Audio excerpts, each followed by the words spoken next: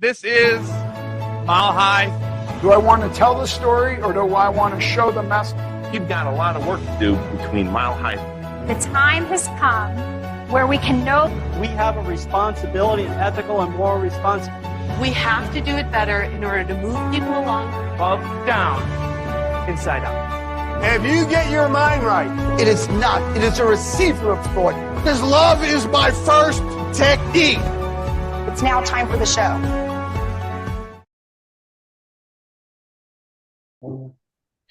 Welcome to the Mile High Podcast. This is your host, Dr. Daniel Knowles. Thank you for joining us. Make sure you hit that subscribe button wherever you are listening, watching this to, whether it be iTunes or Stitcher or Spotify or YouTube.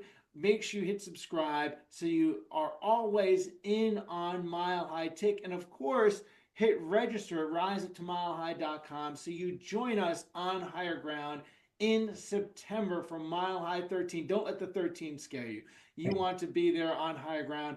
And we are so excited to have Dr. Shannon Black. She's been at Mile High a couple times, 3 times. She's been on the stage at Mile High for 14 years. She's been serving souls in Colorado Springs with love and passion. She grew up in Covington, Indiana, and when she's not slaying subluxation, she'd be found playing Barbies with her 6-year-old and identical twins and frolicking in the mountains or reading a green book. And she graduated from Cleveland Chiropractic College and now just loves changing spines, lives, and minds. Thank you for joining us today, Dr. Shannon. It's such an honor, Danny. Thank you so much. We're glad to have you here, especially since you're known for your insane good looks and flashy dance moves. You got to have a little fun in life. Yes, you do. You do. So first of all, let's have people get to know a little bit more about you. Like everybody has a chiropractic origin story. Since we're superheroes as chiropractors, like we have an origin story. What's your chiropractic origin story? How'd you find yourself at Cleveland College? So mine is completely different than almost everyone. I'd never gone to a chiropractor. I went to 4 years of undergrad. And after undergrad, I moved back into my parents because I was like, well, what do I do now? And after living in my parents' house for a whole year, after freedom and fun of undergrad, I realized I was never going to escape that small town. So I wanted to go back to school. I am a school, like I like learning. I'm really good at it. I can mess around and still do well. So I looked up med schools and it was going to take probably about 2 years. I looked up graduate programs and they were going to take about a year. And chiropractic school popped up and I could start a chiropractic school in 4 months. So I applied to a chiropractic school. The closest one to me was Logan, and you had to have a reference from a chiropractor, and I didn't know one. So the next closest was Cleveland. So I applied to Cleveland and I started 4 months later. Well, there you go. And then what did you think those first few weeks, months in chiropractic school? So my whole 4 or 5 years, whatever it was in chiropractic school, I just partied. I made great grades, but I partied. I did not hang out with the chiropractic people. I met other people in Kansas City and I hung out with them. And when I graduated, I really thought we were doctors. Like, don't take insurance because you'll get audited. You see them 4 to 5 times and then you refer out. And you're for back and neck pain, and I may or may not help them. I couldn't tell you who BJ or DD. I was like, I think D is for dad and B is for boy. And that's literally all I knew about chiropractic. But if you want to talk about like pheochromocytomas or neuroanatomy, I was your girl. Wow. Now, Then where did the tick knob get turned up? Yeah, so 3 years into practice, I was super struggling. I couldn't pay my own bills. I saw like 20 to 40 people a week, and it was like, pay whatever you want to pay me. My parents had to help pay my bills. I gained 100 pounds. I was a complete functioning alcoholic and very suicidal. And at that point, my wife, her uncle graduated with Tim Young, and she was looking up stuff because she knew, like, she saw me spiraling and our life and our relationship. And she found Focus OKC. And I went to my very first Focus OKC probably about 10 years ago. I was, 3-4 years into practice.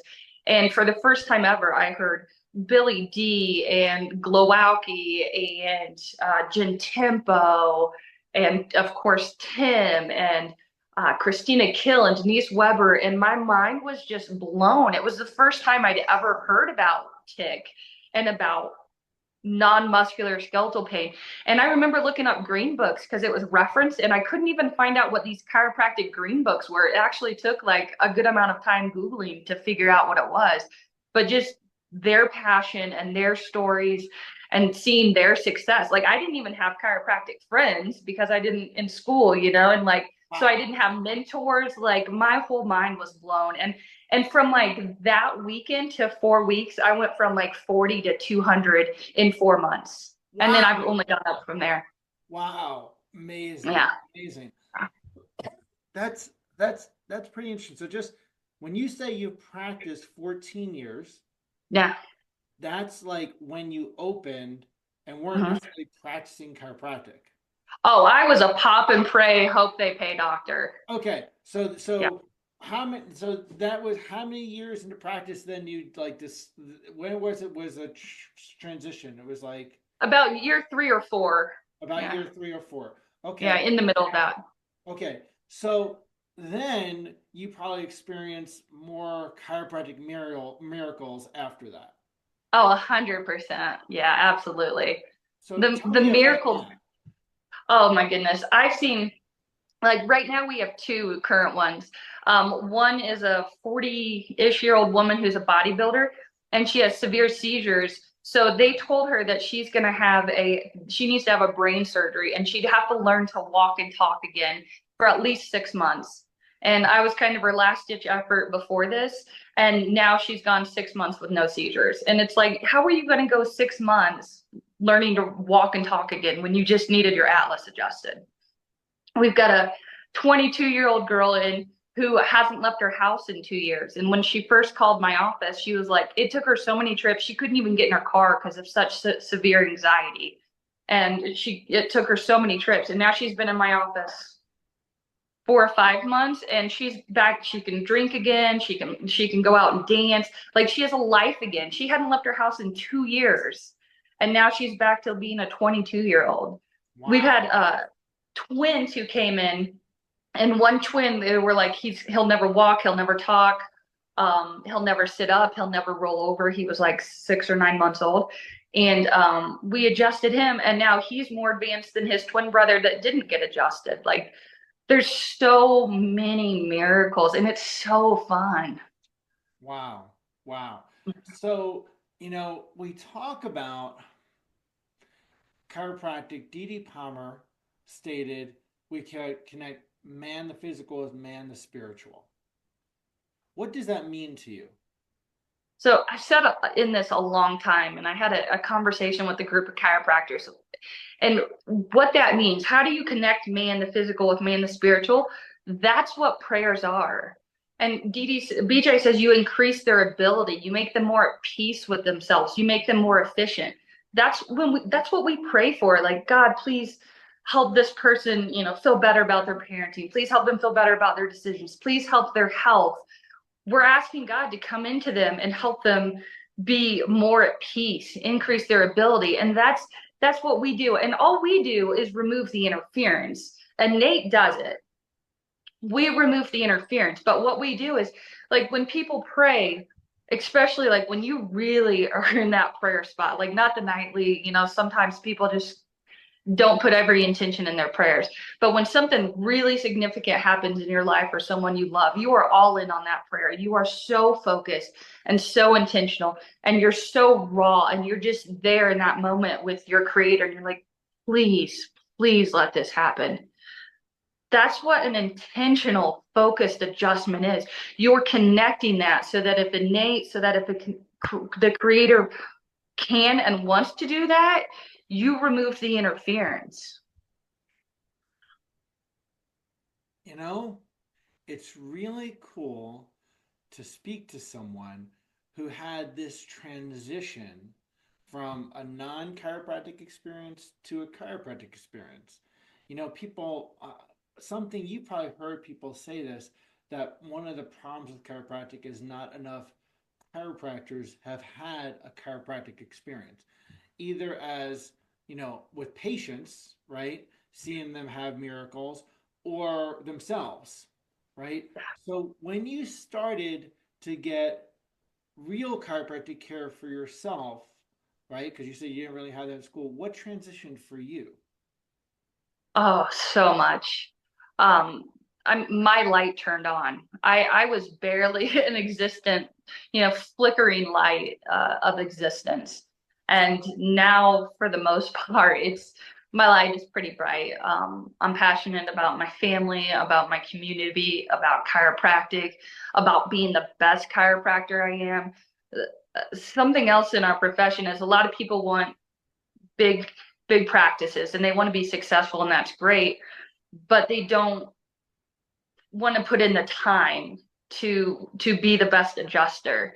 I look at like football stars, like sometimes they get drafted out of college, but they don't put that extra work to learn the playbook, to refine their skills, to keep getting better. And that's what a lot of chiropractors do. We think it will come to us, and it's like, well, when's the last time you practiced adjusting? When's the last time you videotaped yourself adjusting so you could see your technique, you could hear what you say, that you learned a technique, because not everybody needs the same technique. So getting adjusted myself. Plus, it's great to go into other offices because you see what you don't like about them sometimes, and then you're like, oh, I do that. Like, oh, they haven't changed their lights in 3 weeks. And then I go to my office and I haven't changed my lights in 3 weeks. Or they talk too much and I'm like, I gotta go. Like, can you speed up? And then I realized that my patients feel the same way. Like, it used to drive me nuts when patients would be like, man, there's no cars in your parking lot. I got so excited because I knew I wouldn't have to wait. And I'm like, that's my community that I'm serving. That means I'm not serving people. But then when I went to my chiropractor and there's no cars, I'm like, yes.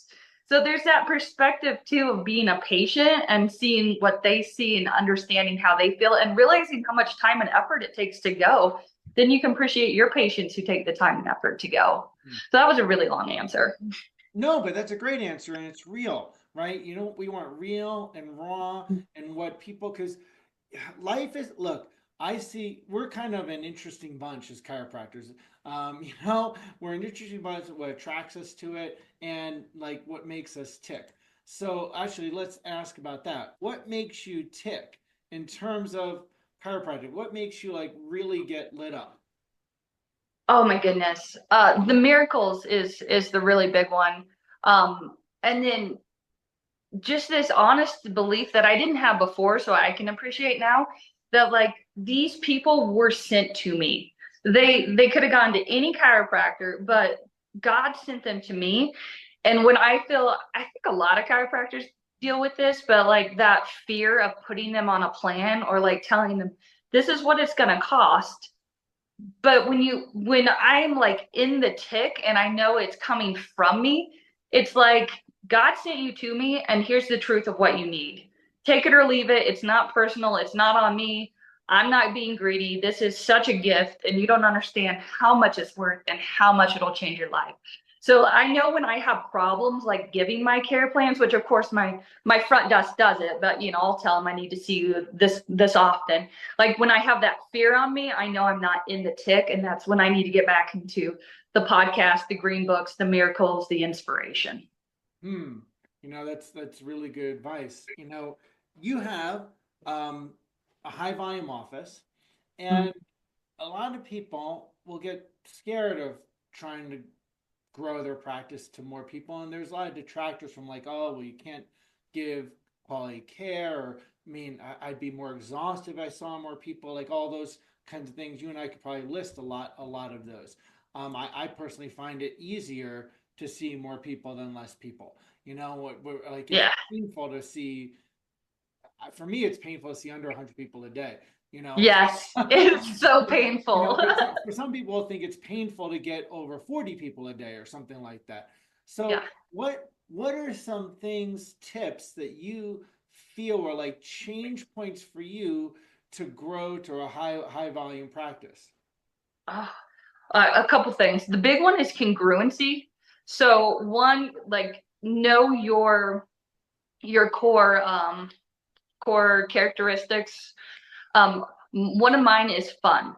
So in my office, we have to have fun, or I am not as energetic and pumped up and my full expression. So one thing we do is when people celebrate birthdays, marriages, high school graduations, whatever, we surprise confetti pop people. And it scares them, but they enjoy the celebration and it's fun, and we videotape it and we send it to them. But we have fun. So the congruency with your core, and the other one is congruency with your staff. So you have to be on that same energy. Like I saw last night on a Facebook post, it wasn't even a local community one, and somebody asked about chiropractic, and my CA was in there talking about what chiropractic is and what a principle to chiropractic is. And I was like, yes, that's congruency in my office that I haven't always had with a CA. Like, she knows what chiropractic is. She's fighting for it. She's got that fun energy. So the big thing is congruence. Like, what's important to you? What's important in chiropractic? What's important in your office? And are they all congruent and going together? Because otherwise you have mixed energy, and that is not a good thing in your office. I love that. I noticed that it's one of the main things I teach to people is that, you know, your financial plans, your recommendations, how you set up payments, the way you adjust people, like that all has to line up. And sometimes, and I probably practice differently than you, you know, in terms of you organize your office probably differently than I do. Regardless, I know that those things have to line up. Otherwise, if you don't, it creates incoherence. It makes interference, and then you just can't grow. And it could be a team member that's not coherent, like whatever it is, and things don't get streamlined. But when you get those things to line up, it's like you go from a diffuse, you know, light in a room to a laser. You know, there's more coherent energy, and then you go further faster as compared to just an average light bulb, you know? Absolutely. Yeah, and you said that all very well. So let me ask you, you came to Mile High, you've been there 3 times, yes, if I remember correctly. Yeah. Tell me about your experience at Mile High. I remember my very first one, and I was still new into learning philosophy and all that. And someone's like, "You go to Mile High, right?" And I was like, "What's Mile High?" So I was pumped that there was one so close. But I remember going in, and it's a really big event. Like, it's this giant room, and there's hundreds of people in there. And I remember being really intimidated because I'm a super awkward person, because until you get to know me, then I'm like loud and like make inappropriate jokes. But because I am inappropriate, like when I first meet people, I'm like really quiet because I don't know what boundaries are. So I remember going in this room and I didn't know anyone, and it was really intimidating and scary because you're like, okay, well, I'm gonna be the weird kid because everyone's hugging and it's like this family friendly environment. And I just remember being embraced and like people introducing themselves, and just see, like, you can feel the love in there. And that was I was like, okay, I'm safe here. I'm comfortable here. This is a really welcoming place. And that chiropractic was the core of it. You know, you go to some places and it's just selling, or it's people boasting. And it wasn't that type of event at all. It was a light of our profession, and it was a lot of love in the room. Oh, I love that. You know, that's what I go for. So, you know, I think chiropractors need community. You know, you can feel lonely in your 4 walls, you know, and they need to be able to connect with others. It helps you lift up your purpose and your mission, versus that you can kind of forget that if you don't have camaraderie, you know, with other docs. Now, green books, when did you start diving into those? Because it doesn't sound like you did in chiropractic school. No. So And after I heard about them, green on your, you know, you've got your shirt there, so you know you're representing. So, and I don't know if you can see, but I got them all behind me. I see that. And I live in the mountains, so we find vertebra of animals all the time because the mountain lions and the bears kill deer. So I found vertebrae, all the different vertebrae, and I've got bones by my green books up there. I love it. Which my wife thinks is really creepy, but I think BJ would love it. So when did you start diving into those? So I got my first one after the Focus 10 years ago. Okay. And the one everyone talked about was The Bigness of the Fellow Within. So I bought it, and then it came in the mail, and it was like 3 Bibles high. Like, it is the biggest book ever, and it's teeny tiny writing. So I got it, and I sat with it for a couple months, and I didn't read it because it was so intimidating. And then I was adjusting a family, and there was like an 8 or 10-year-old kid in my office, and he was reading a big, thick Harry Potter book. And I was like, you know what? If this kid can read this book, then I probably can read that book. So I got into The Bigness of the Fellow Within. And then from there, it just took off, and I'm working my way through all of them. I haven't got through all of them yet, but I'm getting there. What was a particular book that was a highlight or something that you remember that you think, was impactful? I love Fame and Fortune. It's not a huge one. It's easy to read. I think there's some really strong philosophy of just like how powerful chiropractic is. So my favorite is Fame and Fortune. Got it. Yeah. What's your favorite? I still have to go back to Stevenson's, honestly. I have to go back to that as what was most impactful. And actually, I'll go to something else. Is the blue books had a big impact. I've got some Strauss books back here too. I like them. Yeah, those were most of my practices came from that. My original, especially case management for the straight chiropractor. That was a huge one. I don't know if you know this. Claude Lessard came up with. He's redoing the chiropractic textbook. It's pretty.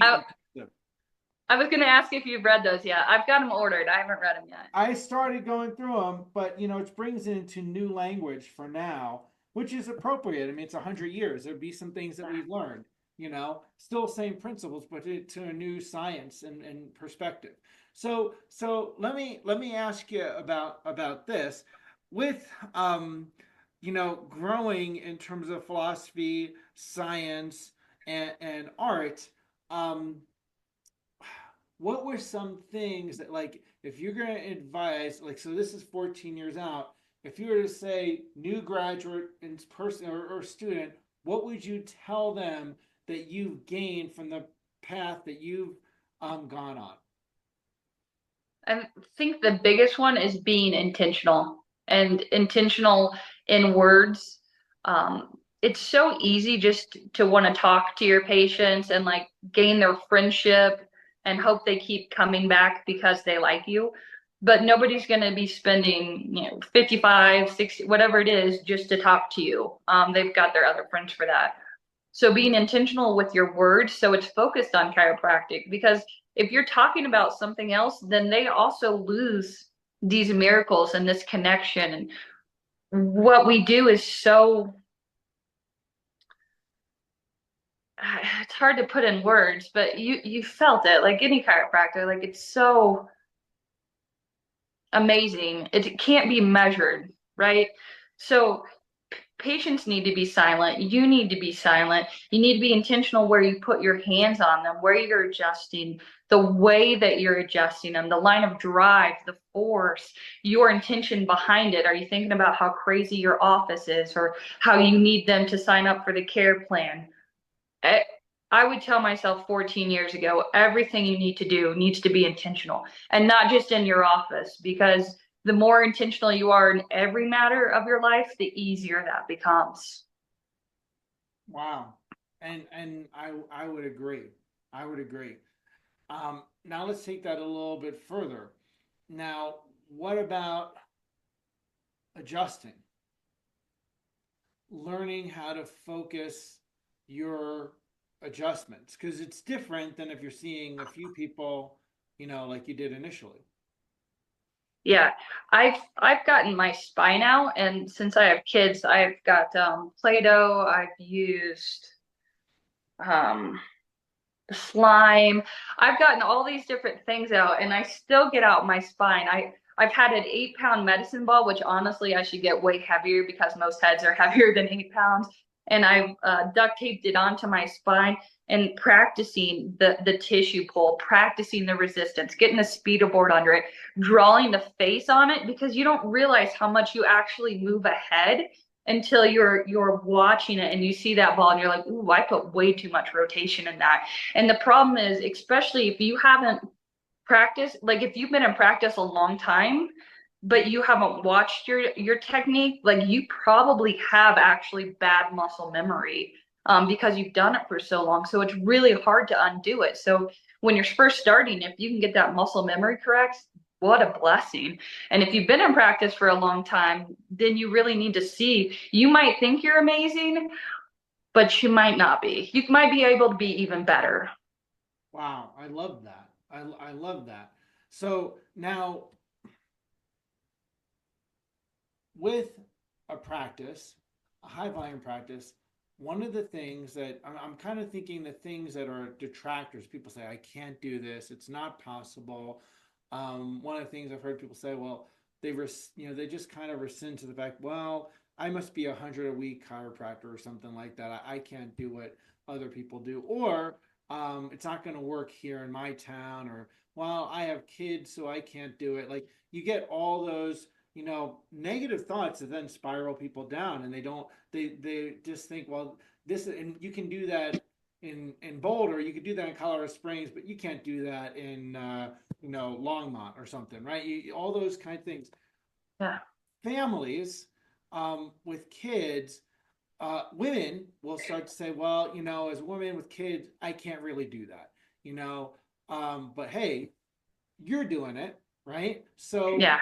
right, what are some tips to female chiropractors that then are like, I'm juggling kids and a home and all of this, how can I run an office? Well, it helps if you have a really good partner. So for the ones that do it single, I'm sure it's a lot harder. But honestly, I work 6 hours, 4 days a week. I have so much time with my family. I have 3 hour lunch breaks.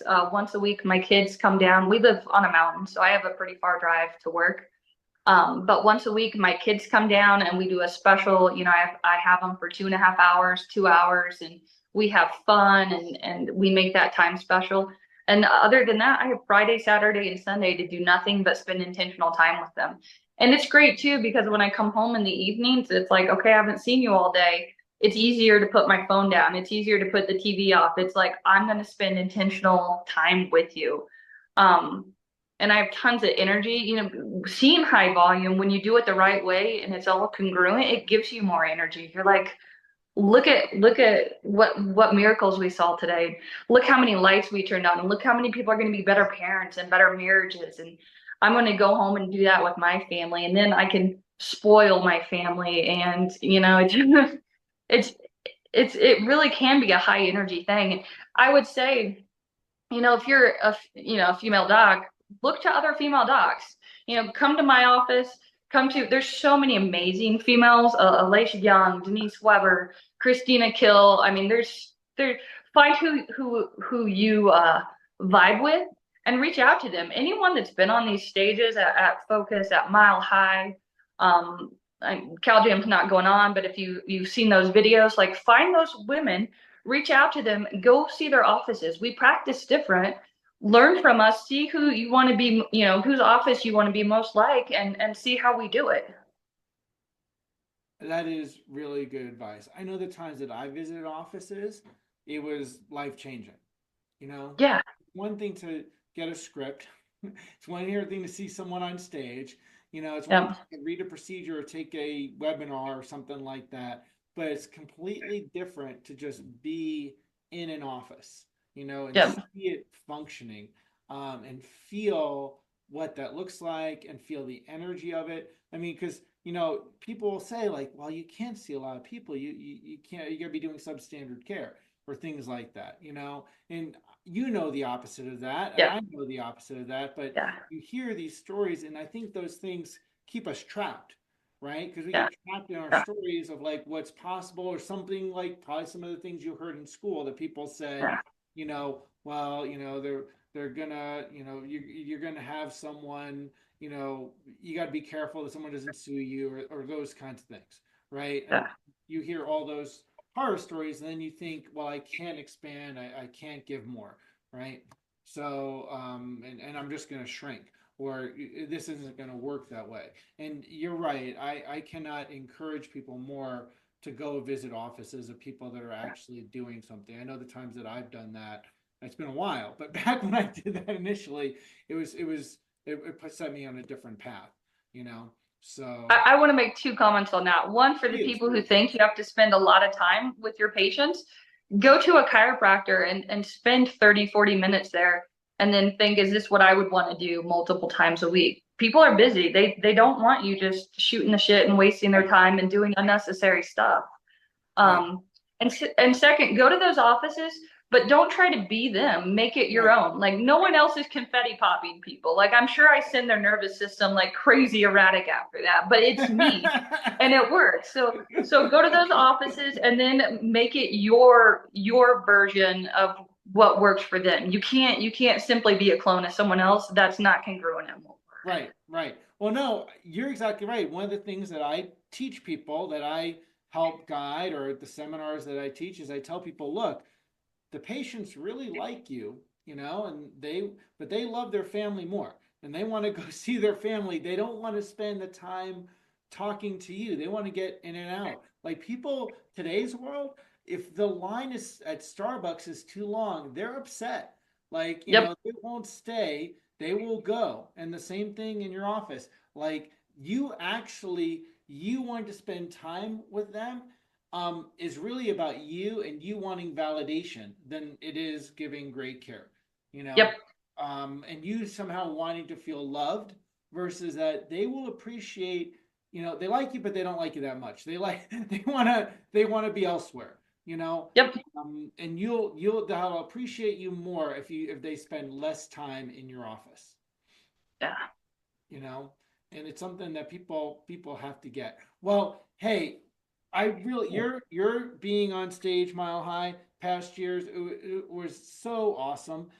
What do you want to, if you're going to leave something to the students or chiropractors that are going to listen and watch this, what's a message that you would like to give them? I just want to end with everyone knowing how authentic of a caring and loving guy you are. So on Thanksgiving, Danny sent me, and I assume everyone, all the other speakers, and probably hundreds of other people, a happy Thanksgiving text.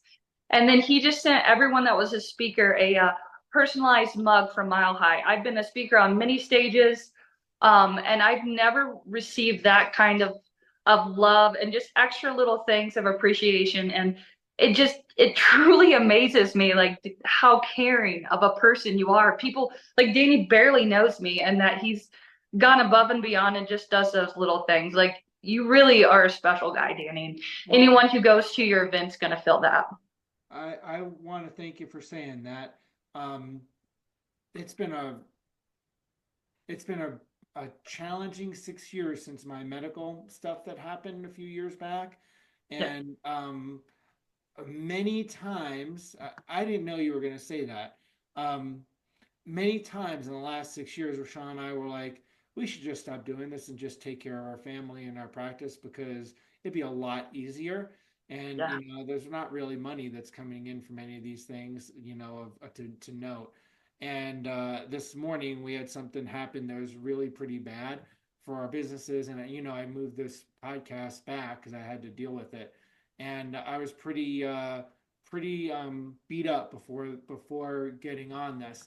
And I really appreciate you saying this, because that means a lot to me. And Rochelle and I do our best to, we always think, how would we want people to treat us, and how would we, you know, we've gone to seminars or things when we felt taken for granted, or we've spoken at things that we've felt like, oh, well, we felt taken for granted. So I really appreciate you taking the moment to say that. That's means more to me than you know, Dr. Shannon. So I appreciate that. And I appreciate you being a light for your community and for chiropractic. So thank you for saying that. And what's the dog's name? Oh, that's I can't even think of her name right now. Jolene. Well, great. Well, thank you for what you're doing, and thank you for changing spines, lives, and minds, and thank you for, you know, I know you're going to keep bringing the passion and heart that you do to so many souls in your area. Thank you for all you do and just your complete, authentic, genuine, loving, kind soul. Thank you. And thank everyone for watching. Make sure you hit subscribe. I mean, if you had missed this episode, that would have been bad for you. So you want to make sure you catch the next one, and make sure you join us on Higher Ground in September of 2025. Mile High 13. Don't let the 13 scare you. Okay. Have a great day, Shannon.